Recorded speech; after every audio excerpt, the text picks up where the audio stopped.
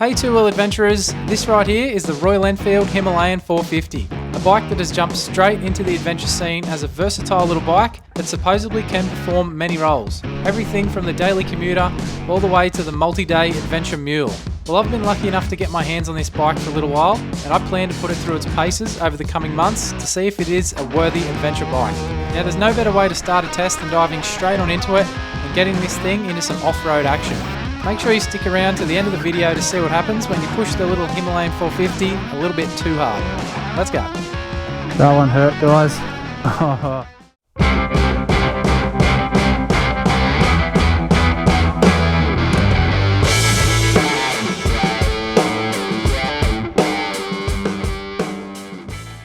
G'day two-wheel adventurers, Josh here. Welcome back to the channel. I hope you're all doing well as usual. Now that first bit of footage you would have seen at the start of this video, guys, was me with this Royal Enfield a little while ago, and I had a bit of an error and I came off the bike, done myself some mischief, banged up the bike a little bit, banged myself up, but we're back out here to give it another go. So obviously this isn't my first ride on the Royal Enfield Himalayan 450, but we're going to put it to the test out here in off-road conditions. If you stick around to the end of the video, guys, I'll show you more of that clip you've seen at the start and what actually happened there. But the plan of this was to reveal this bike on a 3-day adventure ride.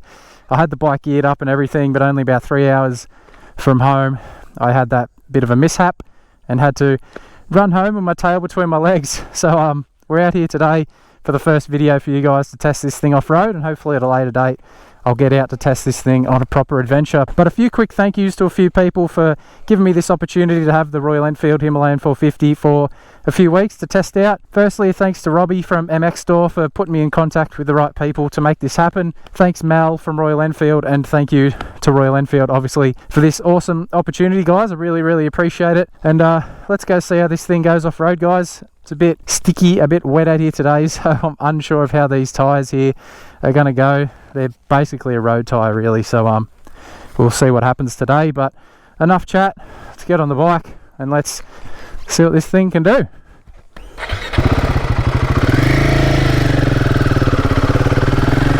So as I said, guys, not my first off-road ride on this thing.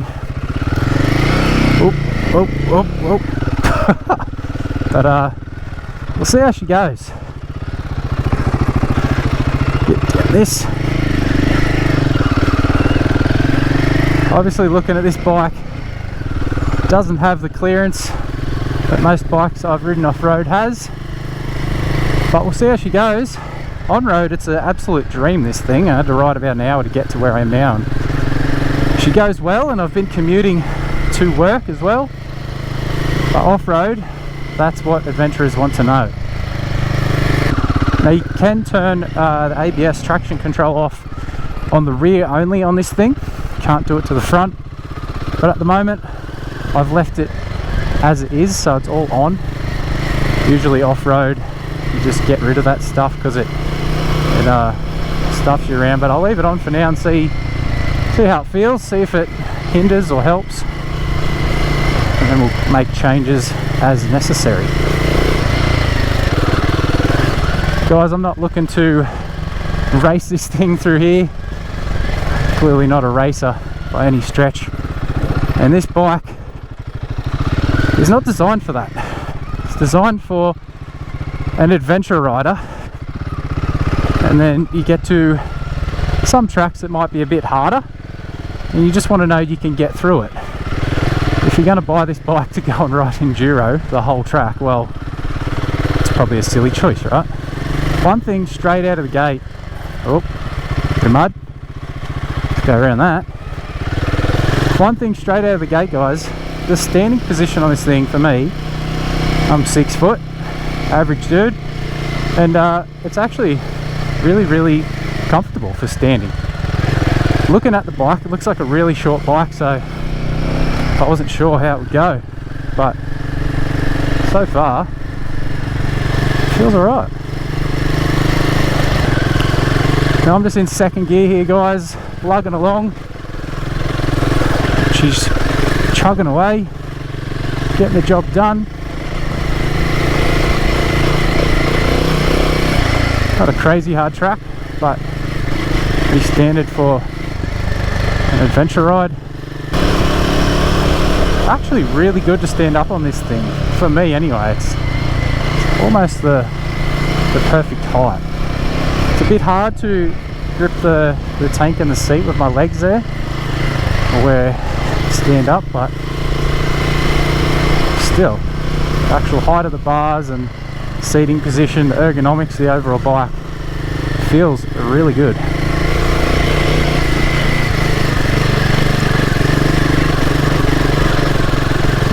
Oh, we've got some water.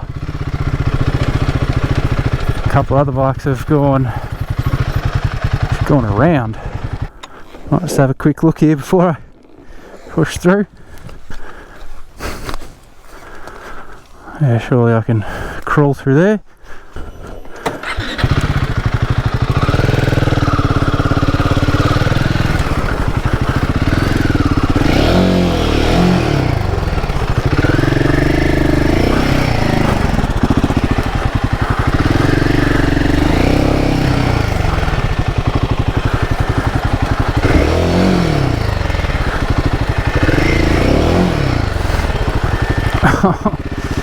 I didn't see that log there.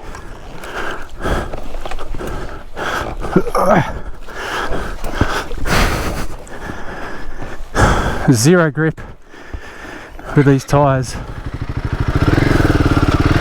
on these trees. And another one.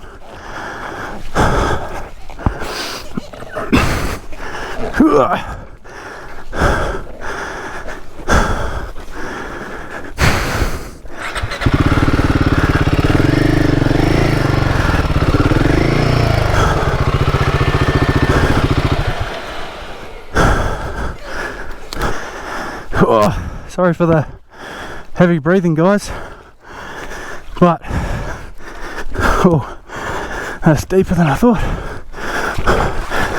Oh.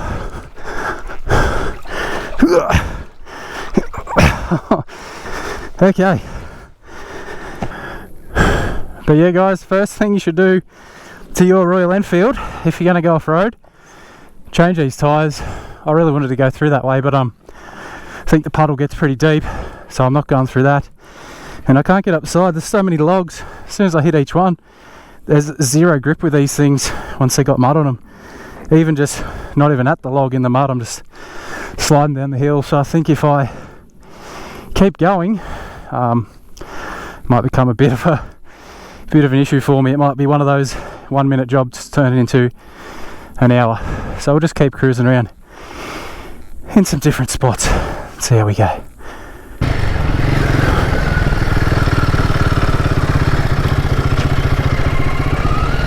Oh, we got it, yeah.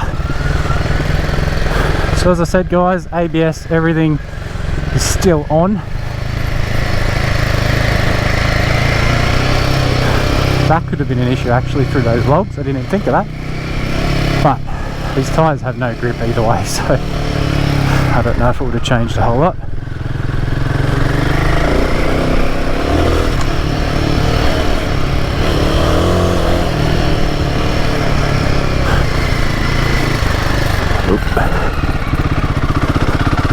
Let's stay out of the mud. It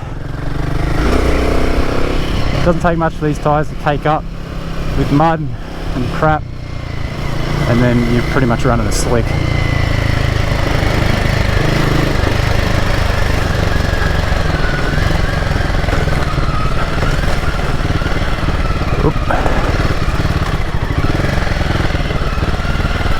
Oh, oh, nearly lost the front there.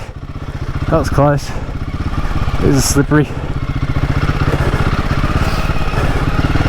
Going up it feels okay because the weight's off the front, but come back down, as soon as there's weight on that front tyre,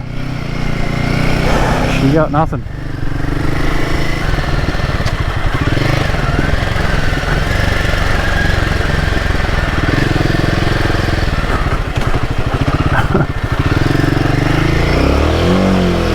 Whoa, power on there. Oh, what is this? Oh, oh, oh, oh.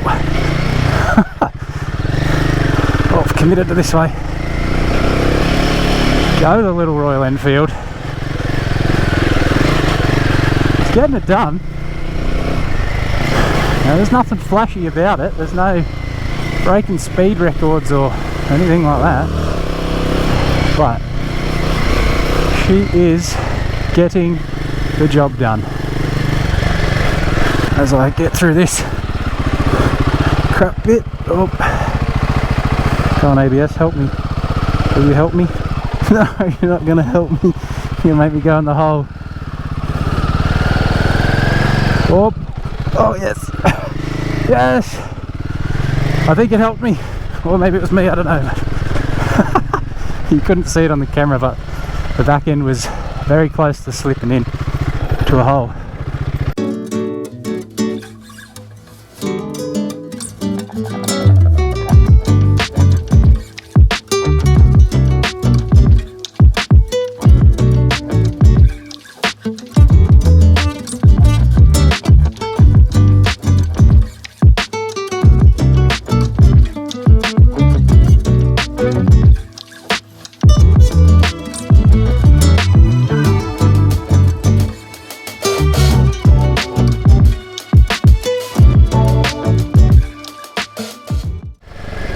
I've done a little loop in here. I think I might do another one. I might flick ABS off on the rear and do another loop the same as I did, just to see if I can notice any difference.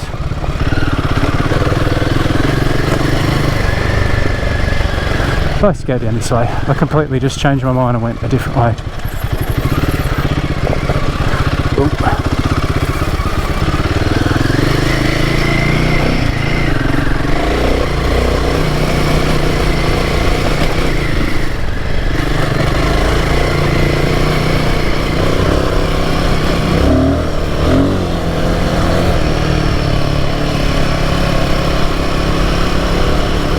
What's it brake like with everything on? Oh, no slide at all.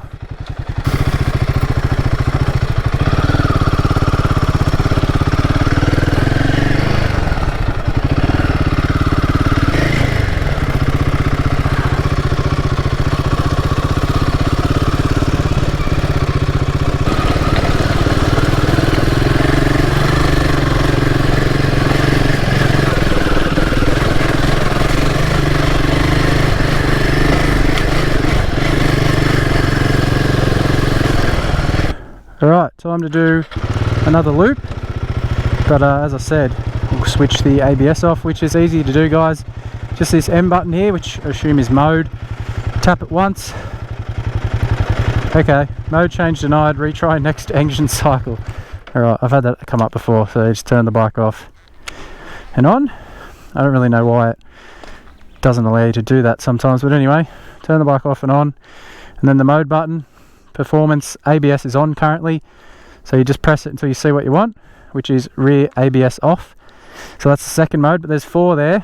The other ones are Eco ABS on and Eco rear ABS off, but I don't want the Eco at the moment, so we'll go rear ABS off in the performance mode. I guess the Eco mode could just be like a rain mode maybe, or maybe if the tracks get really slippery, maybe dial on the power back. Helps reduce any slip, I'm not sure. Give it a go one day, but now ABS on the rear is off. Let's see if that changes anything, if I get more wheel spin at all. Obviously I should be able to lock the rear brake up now. Just the way I came. Oh, we're doing reverse, guys. Went the wrong way, but anyway, get the idea. Doing the loop in reverse. Oh, I didn't see any.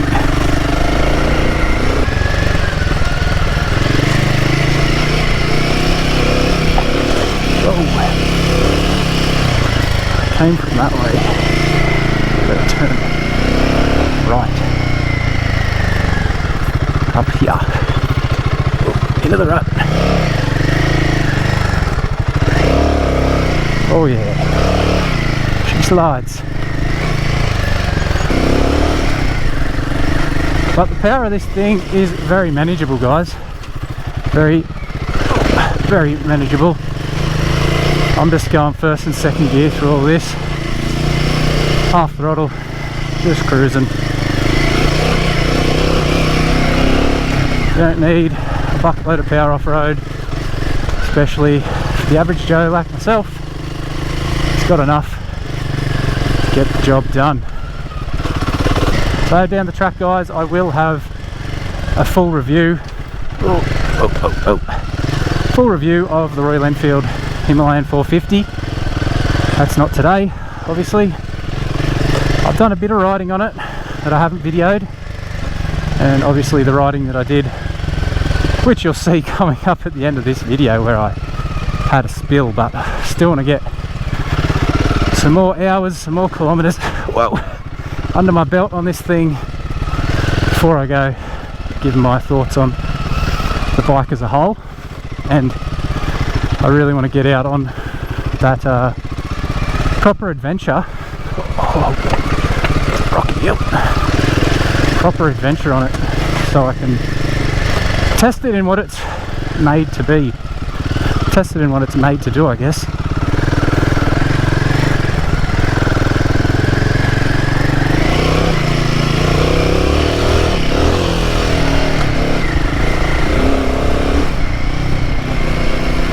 Going to do a couple of runs up and down this hill here.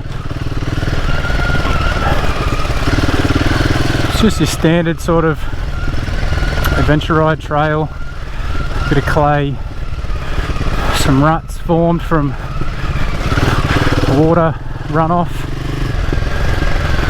so pretty standard stuff.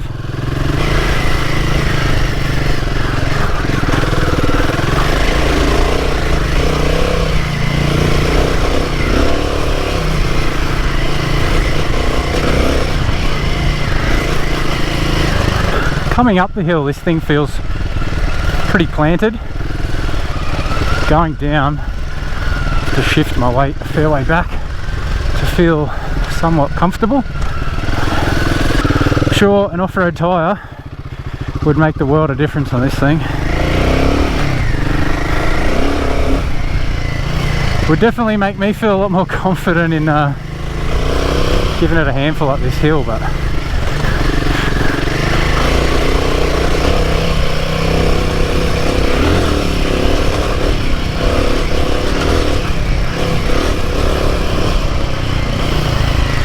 man, I am quietly impressed with that thing, with this thing. It's doing well, but gotta get my camera. My fuel light just come on, so I might have to start making my way out of here so I don't get stranded.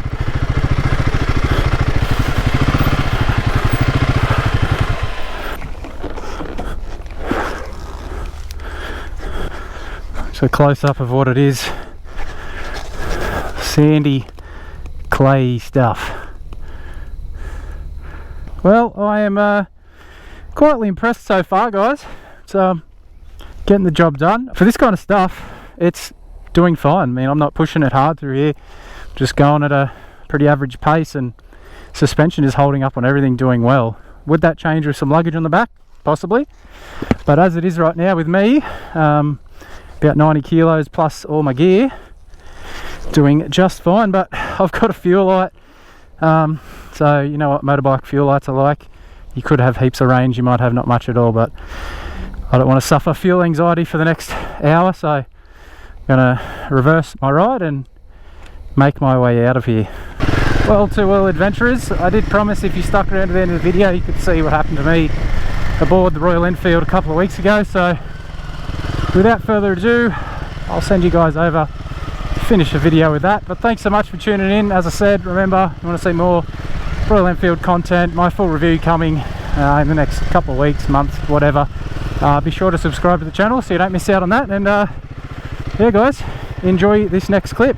Ride safe on your own two-wheel adventures. See you next time.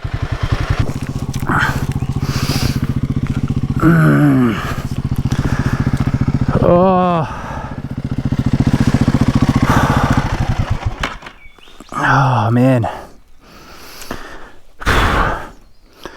that one hurt, guys. Oh, Oh, that was not good. Oh, I was just about to say that these tyres had already caught me out a couple of times, and yeah, that one got me bad. Couldn't stop, as you can see there. I've got swirly everywhere. I couldn't save it. Oh, my shoulder is a bit sore. As you can see, I've gone straight over, hit here and slid along the ground. Oh, yeah, I don't know. Nothing feels broken. When I left this morning, I contemplated not putting my armour on because it is very hot today. I said this to my beautiful missus before I left home, and I said, no, the day that I don't wear it will be the day that I need it. And man, I'm glad I put it on, because I have some shoulder pads that ate the ground here. I'll try and get this bike up. I hope I haven't done too much damage to this thing. Don't hate me, Royal Enfield, but alright. Let's pick this thing up. Oh man, it's not good, and that didn't feel good on my shoulder. I might just take a minute, guys, and I'll come back to you. Oh.